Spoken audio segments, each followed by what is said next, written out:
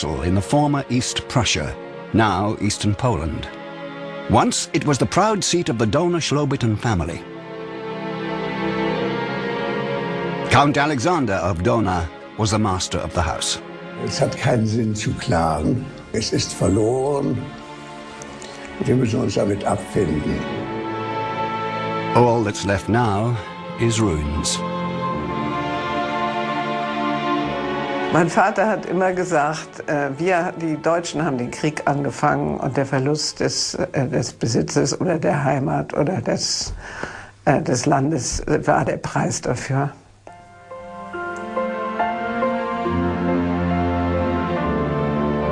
East Prussia,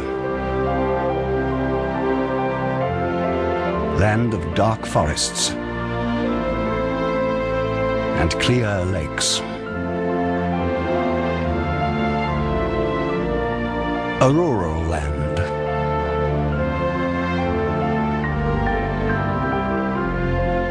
Home to 2.5 million people, the easternmost province of the old German Empire. The first Teutonic Knights settled here over 700 years ago. In the Second World War, East Prussia was an oasis of peace.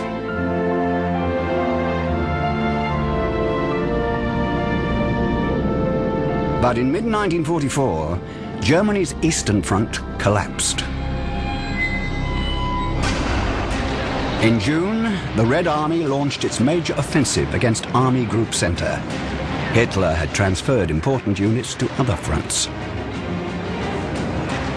Within 6 weeks, the Soviets advanced more than 1,000 kilometers. They had a clear run to the border of the Third Reich. On the 16th of October, the first Red Army soldiers set foot on German soil. Within days, they were 5 kilometers inside East Prussia. In early November, they were stopped, but it was the calm before the storm. Man wollte es nicht glauben. Man wollte einfach nicht glauben, dass man die Heimat aufgeben muss und dass man weg müsste. Ich glaube, das war so vorherrschend, dieser Gedanke, das darf doch nicht sein, das kann doch nicht sein. Irgendwann werden doch die Russen wieder zurückgeschlagen werden. Hitler had abandoned his East Prussia headquarters. In Berlin, the generals tried to convince him of the superior Soviet strength. He said Stalin was bluffing. The Red Army had been bled dry. Schlobitten Castle in East Prussia.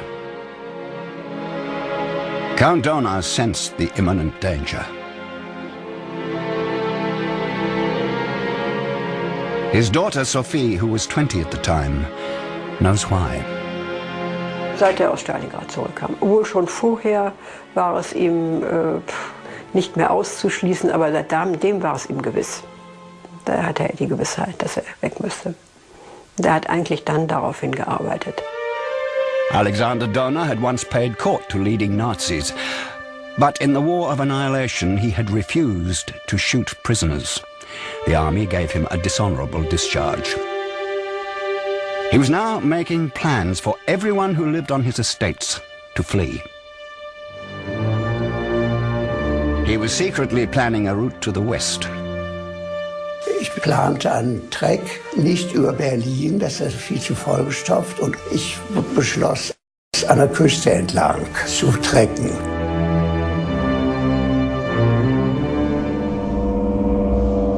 Preparations for escape were considered to be high treason. Wir konnten ja nur sehr wenige Leute einweihen. Es war sehr streng verboten, über Treckvorbereitung auch nur zu sprechen. The fate of over 300 people hung in the balance. Many estates were spread around the castle. Couldn't he have fled alone? Wie alleine? Losziehen. Ohne seine Leute, ohne seinen Treck, das hätte er nie gemacht. In December, Gauleiter Erich Koch tightened up the ban on fleeing. He wanted the soldiers to fight for the women and children in East Prussia. At Christmas time 1944, most of them were still in their homeland. So were the people on the estate of Grossfalkenau. Felicitas Lieberold-Leyden will never forget that Christmas. Mein Vater baute eine Krippe auf. Das war alles so stimmungsvoll, das kann ich Ihnen gar nicht sagen. So was Stimmungsvolles habe ich noch nie wieder erlebt wie bei uns zu Hause. Und dann standen wir alle um die Weihnachtsbäume herum und haben Weihnachtslieder gesungen gemeinsam. But the mood was subdued. The war had long since reached Großfalkenau. Felicitas had previously celebrated Christmas there with her parents and 4 brothers. But now, only her eldest brother was still alive. 2 had died in the war, and the youngest was missing in action. Wir waren wirklich wie eine Einheit. Und wenn dann einer ausfällt und dann fällt das erste aus, dann fällt der zweite aus, das ist also, als ob man sich zerreißen möchte. Das kann doch nicht wahr sein, das darf doch nicht wahr sein, dass die beiden Brüder nicht mehr leben. Da standen wir eigentlich alle immer vor dem Weihnachtsbaum mit Tränen in den Augen, wenn wir da gesungen haben. German soldiers could only look on as the Soviets assembled the biggest build-up of troops in history. On the 12th of January 1945, it began the assault on Hitler's Reich. With a superiority of 20-1, the Red Army advanced on a broad front. Only when important East Prussian cities actually fell was the ban on fleeing lifted. Als ich die Meldung bekam, dass Sowjetpanzer durch die Straßen von Elbing fuhren, da habe ich meine Frau angerufen und gesagt, so nun packt bitte euren Kram und macht, dass ihr wegkommt, denn jetzt dauert es nicht mehr lange, dann sind die Russen auch bei euch. 1.5 million civilians from areas near the front scrambled to flee.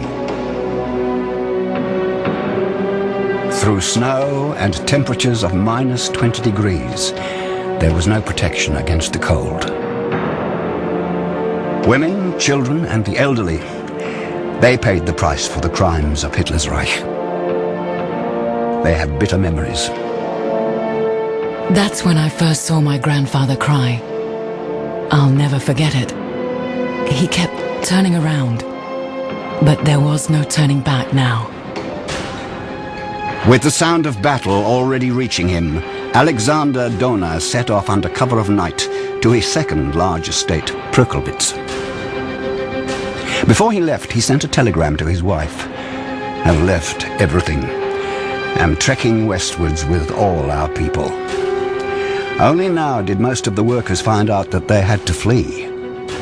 Like Gerhard Neuber, then living in the village of Schlobitten with his mother and brother. Von Sonntag auf Montag ging es los.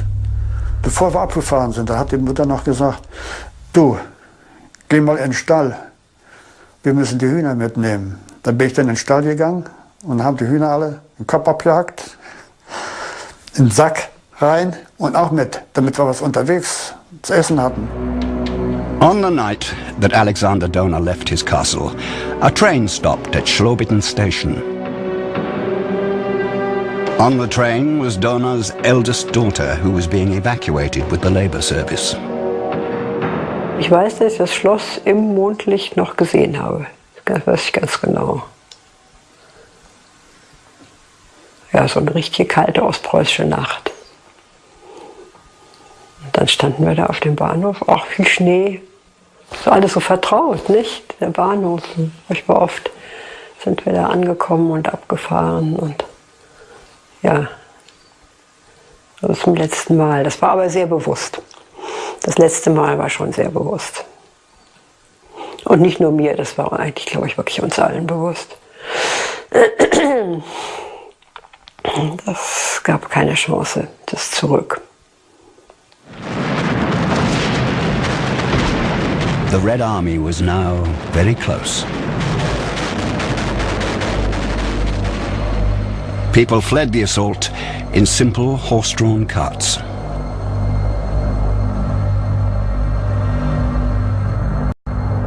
The roads were frozen, and the horses were given sharp-studded horseshoes. The refugees aimed to cross the river Vistula as soon as possible.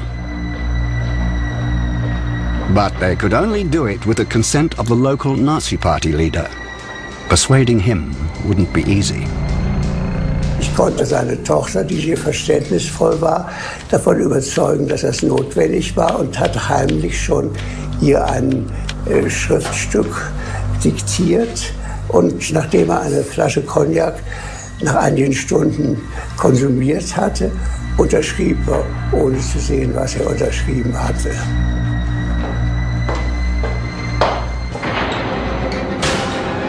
The bridge over the Vistula at Dirschau. It was only a matter of time before it was blown up. Over 300 workers from Donau's estates managed to cross the river in time. Then the bridge was blown. Then came a 9-week odyssey to the west. It was the largest private trek from East Prussia to reach its goal. By now, hundreds of thousands were fleeing. The German army, too, was falling back.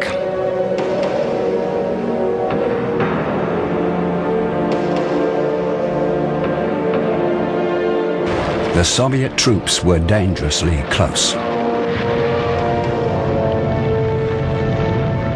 They took town after town, village after village. The price was high, both for themselves and for the civilians. The children were the first to freeze to death.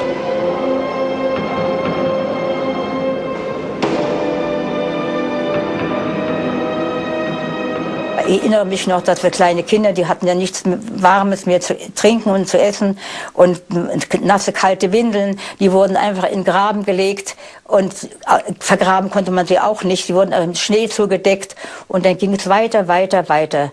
Der Gedanke war eigentlich immer nur weiter, egal was kommt, nur nicht den Russen in die Hand fallen. Only during the journey did it emerge that not everyone from the Donau estates had got away. Some, not realizing the seriousness of their plight, wasted precious time. Der Inspektor vom Vorwerk war noch mal da und sagte, ihr müsst jetzt fahren, los und schmeißt die Sachen drunter, nicht so viel mitnehmen und ab. Und wie er weg war, da hätten sie gesagt, naja, nun ist er ja weg, nun können wir erst mal ordentlich holen. Und dann haben sie sich nichts runtergeschmissen, sondern noch mehr draufgeholt. The carts got bogged in the ice and snow. Bis wir losgefahren sind, waren schon 30 Zentimeter Neuschnee gefallen. Da ist keinem Anhänger hochgekommen, den Berg. Dann haben sie dann versucht zu schieben und Pferde vorzuhängen, bis dann tatsächlich geglückt ist, mit einem Anhänger loszufahren. Vollgepackt, alle wollten alles mitnehmen. Yet the Red Army was at their heels. East Prussia was in danger of being cut off, and Schlobitten lay in the Soviet path. Es ging ums Leben und das haben sie nicht richtig realisiert. Schrecklich. Dadurch haben sie so viel Zeit verloren, dass die Russen sie überrollt haben. Und dieses hat mein Vater entsetzlich mitgenommen, diese Situation. Several families were now at the mercy of the Soviet occupiers. Days and weeks of fear and violence followed. The women bore the brunt of it. At night, children heard their mother's screams. The young Gerhard Neuber lived the most terrible hours of his life. It happened under his very eyes. Da ist auch nicht eine Frau verschont geblieben. Und wir lagen ja alle auf der Erde. Da war ein bisschen Stroh, dicht an dicht. Da haben die sich nicht gestört und haben gesagt, Frau, komm ins Nebenzimmer oder das. Ach, nix. Das gab's nicht. Und als Kind, die haben geweint und geschrien.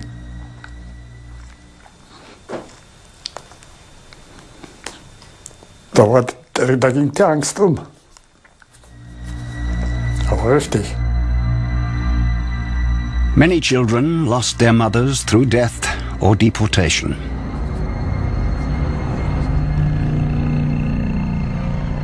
Da kam auch wieder so eine Gruppe Russen und dann haben sie sämtliche Frauen, haben sie gesagt, Frau, komm mit, Kommandantur. Wir haben auch immer durchs Fenster geguckt und die Frauenkarawane haben wir dann verfolgt. Zuletzt waren es noch kleine Köpfe.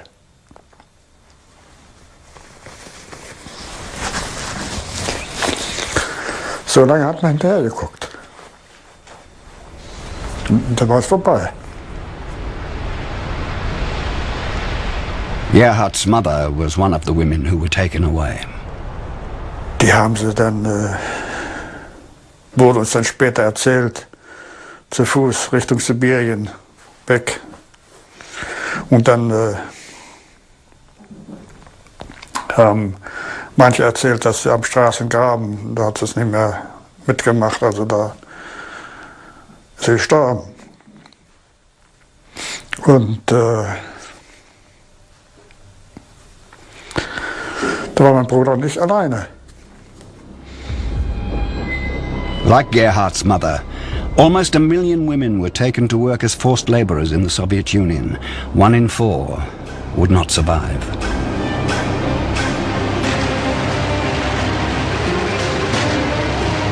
At this stage, many Russians saw no reason to make distinctions. Когда тебя бомбят, в тебя стреляют, так ожесточение такое было, что надо убивать этих людей, надо уничтожать всех, кто этим занимается. Потому что немец и враг это в то время было одно и то же.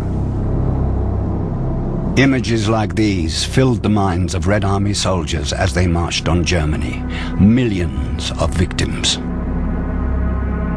Practically every family in Russia had lost someone.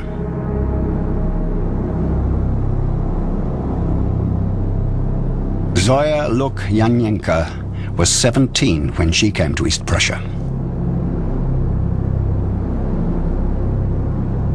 Да вы знаете, мне настолько было жалко, как вот сообщали, что расстреливают немцы, да все сжигает и все прочее. Вот это. И мне хотелось вот именно за это отомстить врагу. Поэтому я и пошла на фронт.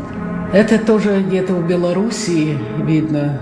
Это летом было.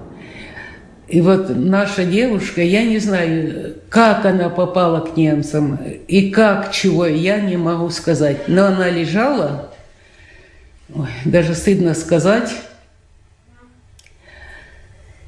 лежала так ноги, и в ней там такая большая палка воткнута.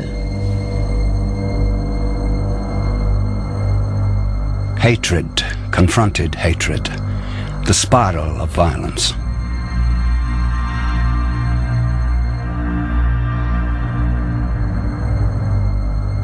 Stalin stirred up the hatred even more to strengthen the soldiers' fighting spirit. This poster reads, "Daddy, kill a German." This led to massacres, such as this one in Nemmersdorf in autumn 1944.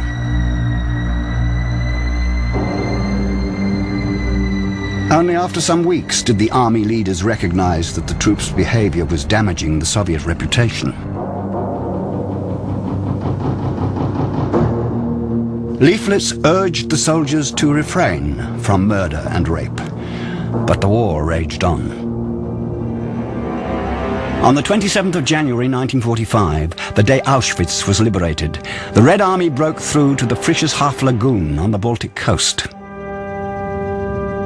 Over 100,000 German soldiers in East Prussia became prisoners of war.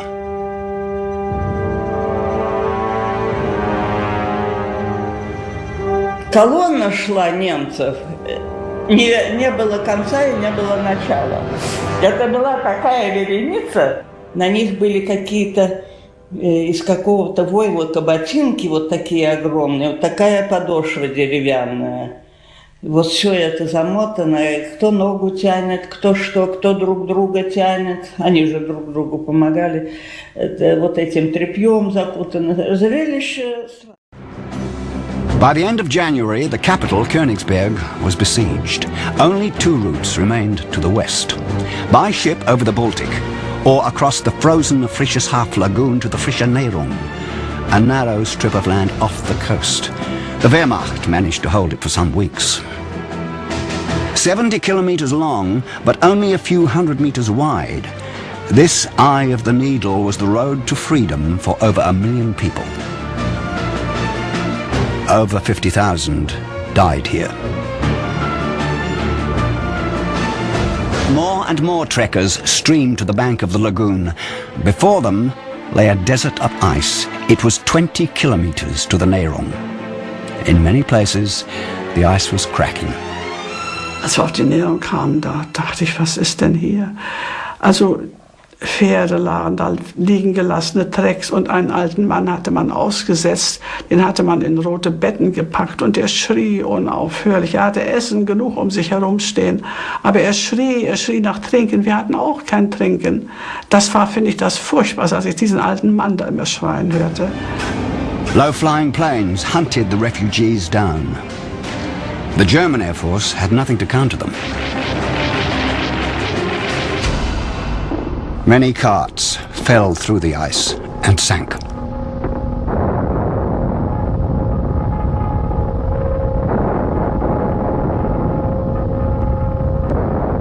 Мы 6 заходим, а это Фриschнейрунг была, коса Фришгав за Кенигсбергом. И вот работаем по этой полосе. Вот мы там такого мяса, как говорится, нарубили. Это одному Богу только известно. И там тысячи погибли, потому что десятки тысяч шло по этой дороге. Но там нельзя промахнуться. Дорога не прикрыта совершенно, только в начале и в конце зенитки были у немцев. Остальное все в наших руках. An endless procession trudged over the ice while it held. Behind the refugees, in the Heiligenball pocket, the German Fourth Army was fighting to keep the Russians back from the coast. The soldiers had no choice but to hold out. Tja, wir sagten damals, im Rücken das Haff. Über uns der Russe, links und rechts der Russe und vor uns das Kriegsgerät. Also wir hatten überhaupt gar keinen Spielraum mehr. As long as German troops held the Heiligenball pocket, the refugees could escape via the lagoon. The troops were also tying up important elements of the Third Belarusian Front that would otherwise have been storming Königsberg. Stalin had declared the conquest of the East Prussian capital his most important goal. For the Soviets, Königsberg was a symbol of East Prussia's Junker aristocracy. So the capture of Königsberg was an important milestone on the road to Berlin. Gauleiter Erich Koch still held sway there, Lord of Life and Death. Ein ganz mieser Kerl. Ich habe miterlebt, wie Herr Koch Frauen, die in dem Bunker Schutz suchten, durch die SS-Wache hat rauswerfen lassen. Das war unser fürsorglicher Gauleiter Koch.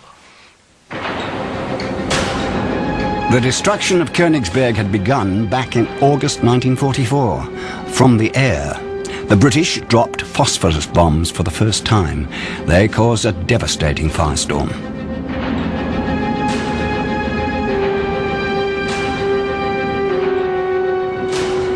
Michael Wieck survived the attack.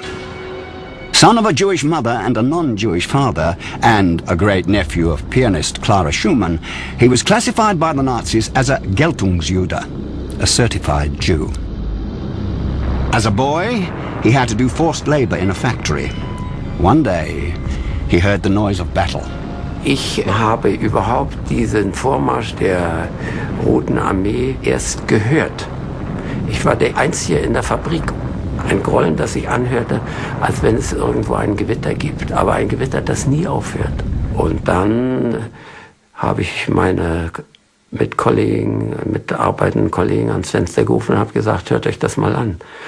Und dann haben die gesagt, oh, das sind unsere Befreier, da kommen unsere Befreier, nicht? Aber wie das dann aussehen würde, Als die Befreier dann wirklich kamen, das hat sich niemand von uns vorgestellt. By the end of January, Königsberg was surrounded.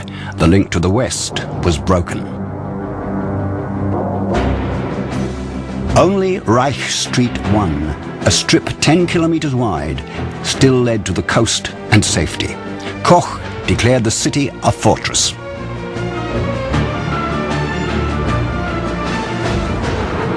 The first Soviet shells landed on the 27th of January, and the ban on civilians fleeing Königsberg was lifted. Now they were to make room for the final showdown. Thousands rushed to the harbour of Pilau, 20 kilometers from the city.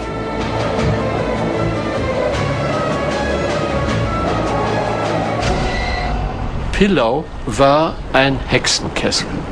Es hat sogar Mütter gegeben, die ihre Kinder an einem herabgelassenen Seil an Bord eines Schiffes holen ließen. Und sie selber blieben zurück. Das habe ich mit eigenen Augen gesehen. Only some of them could be taken. Families were separated, some forever.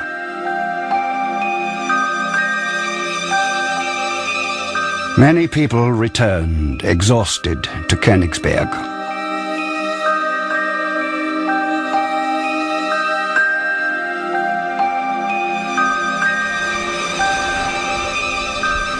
Outside the city, on this beach at Palmniken, something terrible was happening. Local residents witnessed it, a massacre. It originated in the mayor's office. Es waren 3 SS-Leute drin in Tarnuniformen. Sie sahen finster aus, sprachen kein einziges Wort. Und mir waren sie von vornherein unsympathisch. They needed real men, they said. Langsam dämmerte es dann, diese 3, die führen uns irgendwo hin. Zu einer Sonderaufgabe. Ich jedenfalls hatte so das Gefühl, ja, wir sind auserkoren für etwas ganz Besonderes. This was where a death march of Jewish women from Stutthof concentration camp ended. Sie mussten sich niederknien an einer Grube, die voller Leichen lag. Und sie wurden dann mit Genickschüsse getötet. Sie röchelten noch lange, man hörte das dann, wenn die Schüsse verhallt waren, hörte man das Röcheln, sie bewegten sich noch in der Grube drin. Das letzte Leben aushauchend, das habe ich damals alles gesehen. Ich sah auch einen Jungen, der mit seinem Karabiner Gnadenschüsse erteilte. Vielleicht konnte er ja dann eines Tages mal sagen, ich habe wenigstens auch dazwischen geschossen unter die Juden.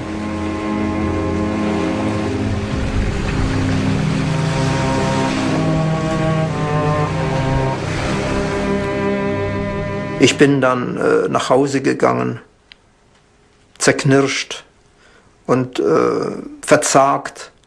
Ich hörte das Grollen der Front. Was wird nun aus uns? Mir war es klar, wenn die Russen hineinkommen, wir müssen uns verteidigen bis aufs Messer. Die werden uns alle umbringen. Wir sind alle mitschuldig. In Königsberg, General Otto Lasch had taken over command. He was horrified to discover that the city was still full of civilians. To hold the city, he had a mixture of the Volkssturm Home Guard, police, and sailors. The commander of the 3rd Byelorussian Front, Alexander Vasilevsky, initially wanted to besiege the city.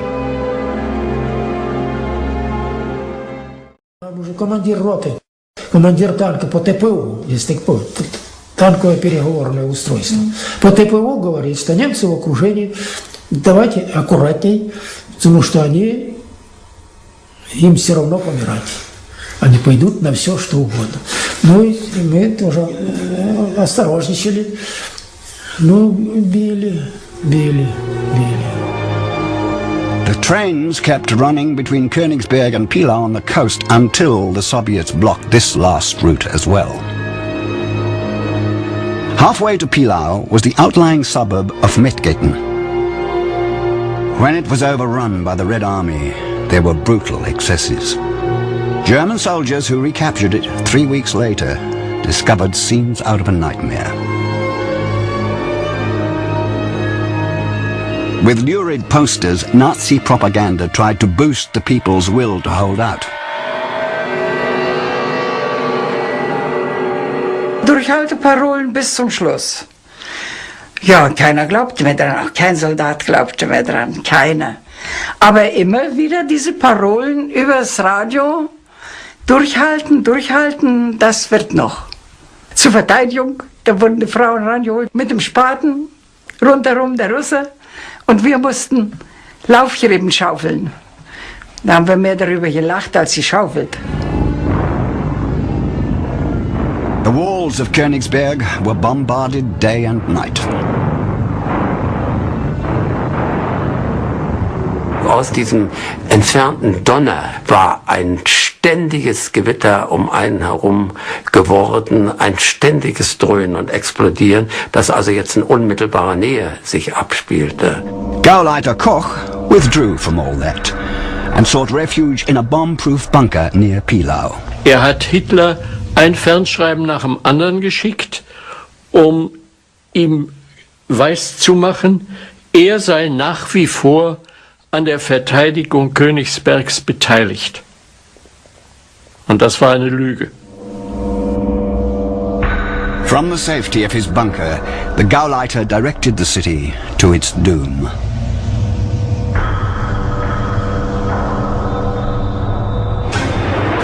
On the 29th of March 1945, the Soviets broke through the Heiligenbeil pocket west of Königsberg. The German Fourth Army was no more.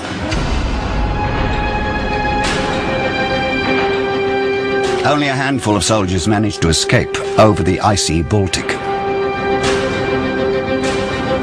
Die Boote waren sehr klein. Dann sagten die, wir kommen wieder, wartet hier ab.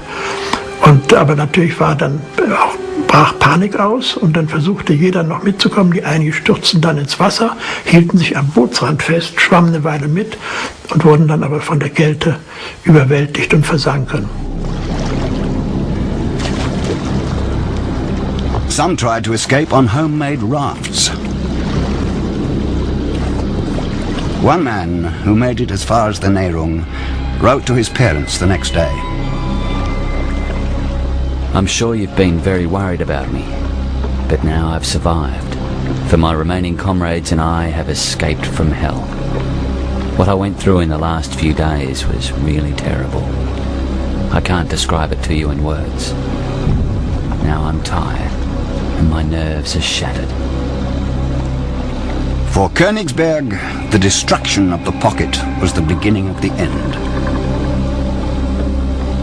Если бы не удалось уничтожить эту группировку, окружение, потому ее начали раньше уничтожать, чем наступление на Königsberg, тогда бы эта масса двинулась сюда бы и ничего бы не могли сделать. Уничтожили эту группировку, и потом началось наступление. On the morning of the 6th of April, Marshal Vasilevsky launched his attack on the former royal capital. It came by land and by air, with Soviet troops outnumbering the Germans 20-1. В 9 часов ударили «Катюши». «Катюши» били, земля содрогалась и горела. Мы все радовались, как не знаю кто. Потом начали «Катюши», пушки били. Потом пошла авиация. Это до 12 часов артиллерия била. 3 часа. Это вообще что-то было ужасно, что-то страшное. The German troops were fighting a losing battle. They lacked ammunition and heavy weapons. How long would the 19th century fortifications withstand the onslaught?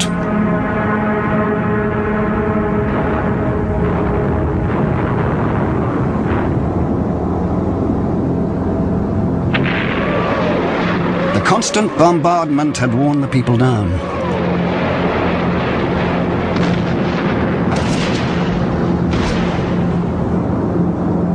Erika Morgenstern was then 6 years old.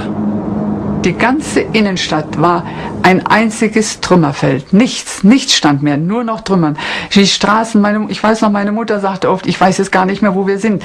Die Straßen waren verschüttet von den eingestürzten Häusern. Man konnte sich an nichts mehr orientieren. Es sah alles gleich aus, nur Ruinen. Und ich schaute immer hoch und ich konnte keinen Himmel mehr sehen. Es war alles Rauch und Feuer, alles voll. Und ich dachte immer, jetzt gleich bin ich auch tot, weil es wurde ja links und rechts nur gestorben, nicht? Und Schreie, als wenn Menschen in heißes Wasser geworfen wurden. Das war ganz, ganz furchtbar. Dass wir da rausgekommen sind, ich hatte das Gefühl, also, dass Gott gar nichts mehr sehen will, wie es da unten aussieht. Die hatte sämtliche Teufel rausgelassen aus der Hölle. So habe ich es empfunden. 10-year-old Hannelore Müller ran for her life. Auf einmal wurde ich angestoßen und sollte rüberlaufen, aber meine Eltern noch nicht. Und ich laufe rüber und warte nun drüben auf der anderen Seite auf meine Eltern. Und die kommen noch nicht. Und in dem Moment kommen Tiefflieger und beschießen uns. Hannelore was left to her own devices. She sought refuge in a cellar, where she spent hours tormented by fear. Es war die Hölle los. Es hört überhaupt nicht mehr auf. Das war ein Bombardement, das war jetzt ganz schlimm. Und plötzlich höre ich meinen Namen rufen oben. Da waren meine Eltern da. Outside, the assault on the city was well underway. Мы же туда не в качестве экскурсантов прибыли. Другая совершенно задача была предложена коменданту города сдать город. Его предупредили, что по городу будут работать 3 воздушных армии, а это 1000 самолетов. Пощады там на выживание шансов ни у кого нет, пощады, как говорится, не ждите. 250,000 Red Army soldiers against 30,000 German troops and Volkssturmmen. The Soviets captured one street after another.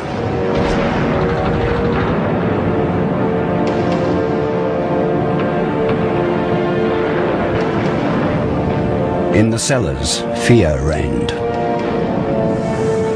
Im gleichen Moment flog die Eisentür dieses Kellerraums auf mit einem Krach gegen die Wand und vor mir stand ein Ungeheuer, dachte ich. Und er stand vor mir mit Maschinengewehr im Anschlag und ich fing sofort an zu schreien, weil ich dachte, das ist ein Ungeheuer aus der Märchenwelt, so einen hatte ich noch nie gesehen. Aber er sagte, nix Angst, nix Angst. Und er gab zu verstehen, dass wir jetzt raus müssen auf die Straße. Königsberg was the first big German city to fall to Stalin. His arch-enemy's portrait hung on many walls, intensifying Soviet hatred for the Germans still in the city.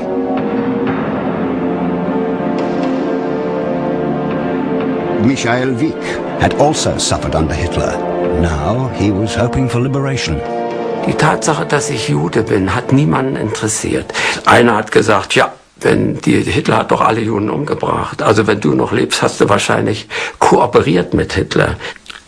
Es war ein plötzlich dazugehören können zu den Mitmenschen, die einen vorher nicht dazugehören haben lassen, für das ich einen sehr hohen Preis bezahlen musste. The war correspondent Hans-Joachim Paris was desperate to find a way out of the hell of Königsberg. The Soviets seemed everywhere. Finally, armed with maps from the Civil Engineering Office, he took to the sewers. Den Weg, den mussten wir uns also mit den Rattenteilen, die so groß waren wie kleine Schweine, auch so vollgefressen. Und das glückte dann ganz gut. Wir hörten immer noch oben drüber die Russen und wir haben dann auch die Ratten in die Flucht geschlagen und kamen auf diese Weise so ganz gut vorwärts. Paris remained in the labyrinthine sewers for several hours. Above him, he heard Russian voices and the rattle of chains. He escaped with a great deal of luck. The Soviets had now held parts of the city for some time. There was terrible suffering. And General Lasch, the German commander, was still wrestling with the question of surrender. His men were out of ammunition. All links with the outside world had been cut. On the 9th of April, against Hitler's express order, Lasch surrendered. He and his staff went into captivity. Hitler was furious. He had Lasch condemned to death in absentia for cowardly surrender to the enemy. Gauleiter Koch, who worshipped Hitler, had arranged his own escape long before. A ship was waiting for him. It took him to Flensburg, where he disappeared. Discovered 5 years later, he was extradited to Poland and sentenced to life imprisonment. He remained unrepentant. Der General, wie hieß er noch, von Königsberg, der kapituliert hat mich oft gebeten, ich sollte freigeben, Königsberg. Ich habe es immer abgelehnt. Sie als General sind Soldat, Sie haben als Soldat zu kämpfen. Sie müssen sich die psychologische Situation vorstellen. Man kapituliert da nicht so ohne weiteres. Kapitulation ist eine Frage der Ehre. For the people of Königsberg, a time of great suffering had begun. Starvation, epidemics, and violence were part of daily life.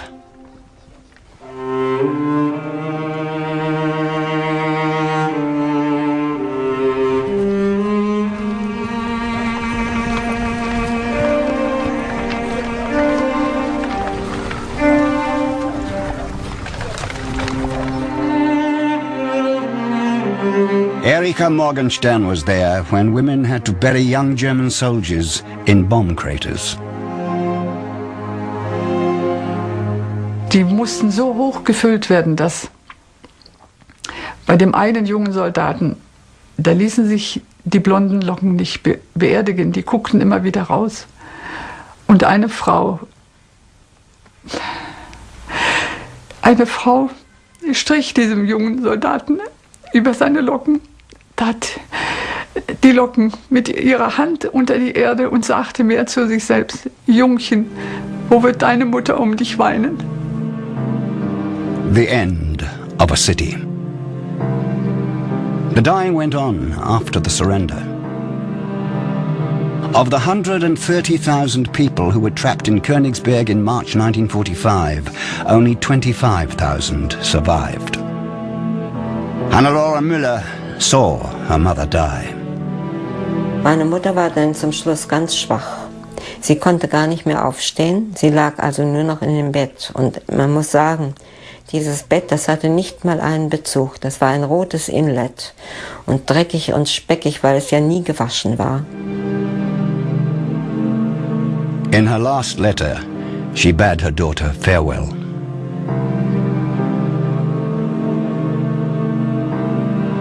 Having to die of starvation, something I never dreamt of, is terrible. May God never leave my child, my dear Hanneli. Goodbye until we meet up in heaven. You're deeply sad, Lotte. Wir kamen genau in dem Moment, wir standen davor, dass sie noch einmal ganz tief Luft holte und dann war es vorbei. Hannelore's mother left photos. memories of happier days.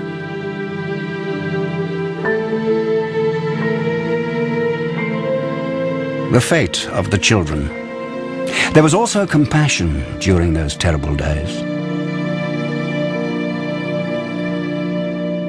Она до сих пор вспоминает, как ходили вот такие вот малышки, заходили, стучались к нам. Фрау ein Stück Brot, ein Stück... Ну, по-своему, так, по-матерински. Я, говорит, не могла не дать. Даже сам разволновался. И куда-то ушло вот эта ненависть, разруха, все. Thousands of children in East Prussia lost their parents. Elvira Seroga's mother was suddenly forced to flee while her young daughter was out searching for food. Aber wo wir zurückkamen, war der Transport weg. Es waren so nicht weniger als 100 Kinder damals auf dem Bahnhof. Kein Obdach, nichts zu essen, keine Papiere. Die haben die Eltern die alle mitgenommen, ja. Ich konnte nicht weiter, kam zu dieser Ruine, habe mich hingesetzt und habe dann geweint und habe gesagt, Mutti, Mutti, warum habt ihr mir nicht mitgenommen? The plight of the children. Thousands of them were fighting to survive, and hundreds lost the battle. Die Kinder krochen rum, die haben wir denn im Keller gebracht. Und damit sie ein bisschen zu essen. Erst haben wir süßes Wasser gegeben und dann ein Stückchen Brot, damit sie schlucken können. Wissen Sie, es waren Kinder, 3 Jahre, die hatten keine Zähne. Können Sie sich sowas vorstellen? Die konnten nicht sprechen, die konnten gar nichts. Die waren von Hunger geboren, ja, und so. Many of these children remained in the East. Some of them were adopted. Elvira remained in East Prussia. Und nach 26 Jahren habe ich meine Mutti wiedergesehen. Ohne Gott hätte ich das niemals geschafft. On the beaches of East Prussia, all traces of the war have long since been wiped away. The survivors' memories have not.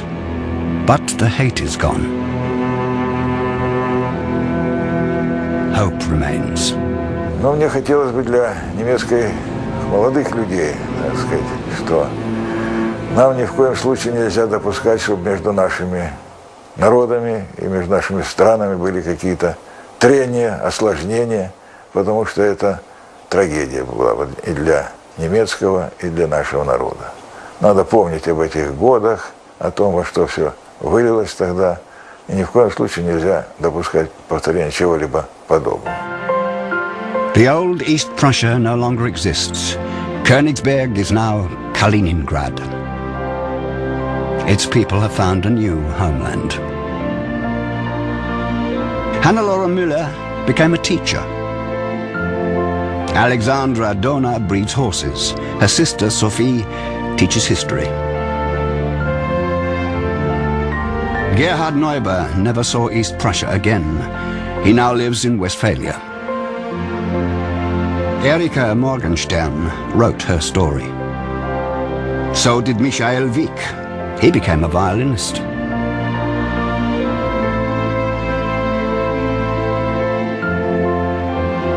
Was bedeutet Musik? Es bedeutet, wenn man so will, der Quell, aus dem die Kraft zum Weiterleben kam.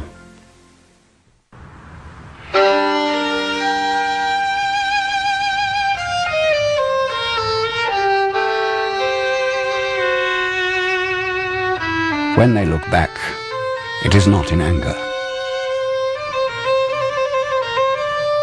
What remains is hope for reconciliation.